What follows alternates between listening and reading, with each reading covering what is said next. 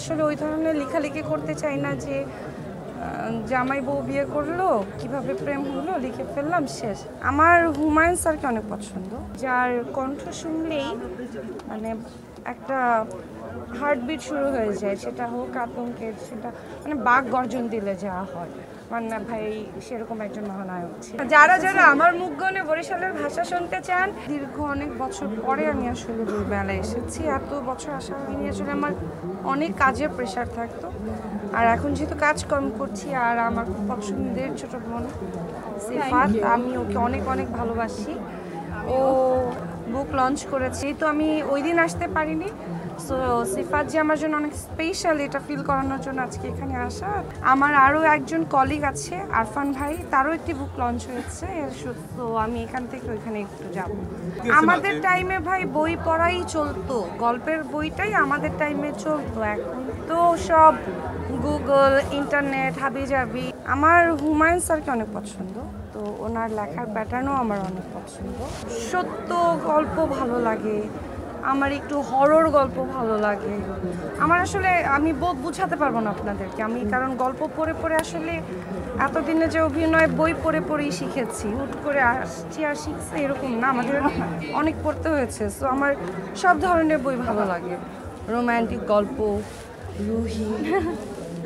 এই বইটা সম্পর্কে যারা কিনছেন তারা কেন কিনবেন? কারণ এই টাকাটা ও বাসায় নিচ্ছে না, এই টাকাটা ওর অ্যাকাউন্টে যাচ্ছে না, এই টাকাটা ক্যান্সার আক্রান্ত যে কোনো না কোনো রোগীর জন্য যাবে। আমি একদম নিট অ্যান্ড ক্লিন ভাবে বইটাতে লিখে রেখেছি যে সব থেকে বড় পাপ এটা, যেটা কিনা আমরা কৃতজ্ঞতা প্রকাশ করতে পারি না।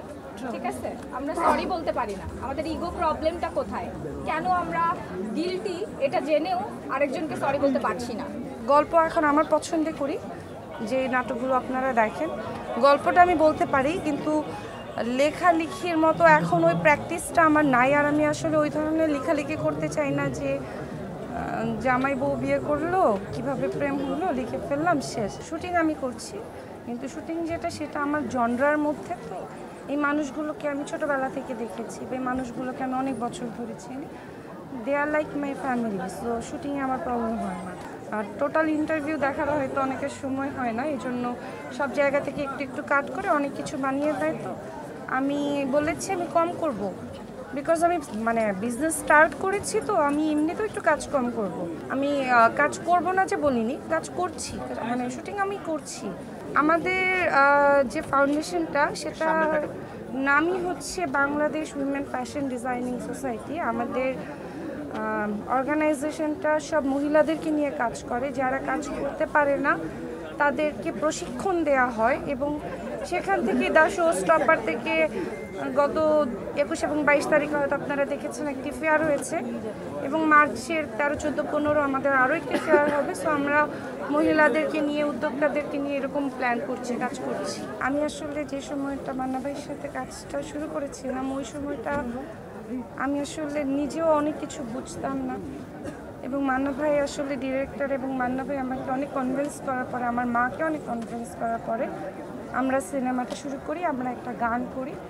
খুব বেশি সময়ের জন্য আমি মান্না ভাইকে পাই নাই, কিন্তু ওই অল্প কয়েকদিনের যে পাওয়াটা বা যে শিক্ষাটা, আমার মনে হচ্ছে উনি একজন ভালো এবং গুণী অভিনেতা ছিলেন, যার কণ্ঠ শুনলেই মানে একটা হার্টবিট শুরু হয়ে যায়, সেটা হোক আতঙ্কের, সেটা মানে বাঘ গর্জন দিলে যা হয়।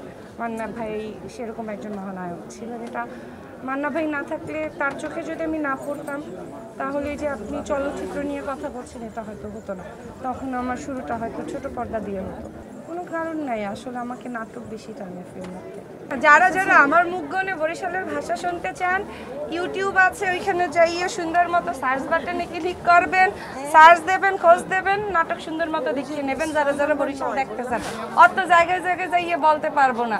মনে হয় ছোটবেলায় বাসায় আসতে কেউ গান জানে, মা একটু গিয়ে দেখা, মা একটু নেচে দেখা।